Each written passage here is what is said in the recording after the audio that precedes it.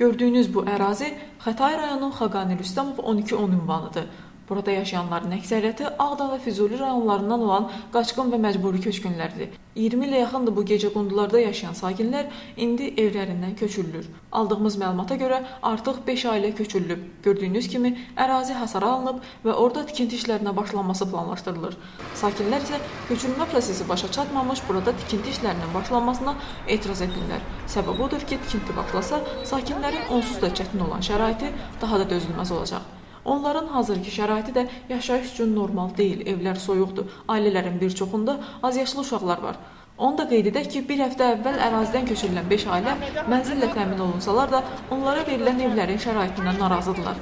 Bu problemlərlə əlaqədar fevralın 11-də sakinlər Xətai rayonu İcra Hakimiyyətinin binası qarşısında toplaşaraq etiraz ediblər. İcra hakiminin birinci müavini Nizaməddin Əkbərov sakinləri qəbul edib, şikayətlərini dinləyib, problemi aidiyyatı şəxslərə çatdıracağına söz verib. Onu da qeyd edib ki, qalan ailələrin də yaxın zamanda köçürülməsi nəzərdə tutulub. Tələbimiz o ki, yer yox versin. Bizi köçürsün, işləri görsünlər orada. Həmçinin 1 metrliyimizdə iş görürlər.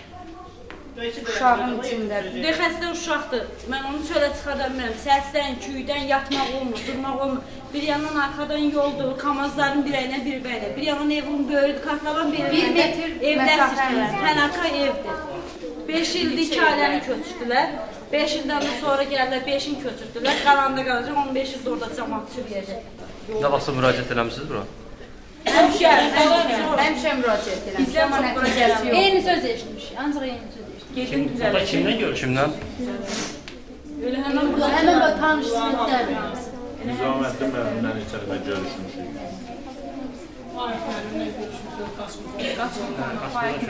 Nizaməddin müəllim kimdir? Müavin.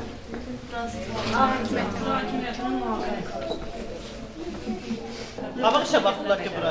Neçə dəfə gəlmişik. Şimdi sinəsindən dördü Nizaməddin ki, qoymayacam orada iş getsin. Niyə iş gedir? Qeyd edək ki, Xalq TV və Kanal 13 internet televiziyalarının müxbirləri bu toplantıda iştirak etsələr də, Nizaməddin Əkbərov kamera qarşısında açıqlama verməkdən imtina edib. Danışıqlardan nə qərara gəldiniz? Heç bir qərara gəldik. Bizim xeyrimizə heç nə yox.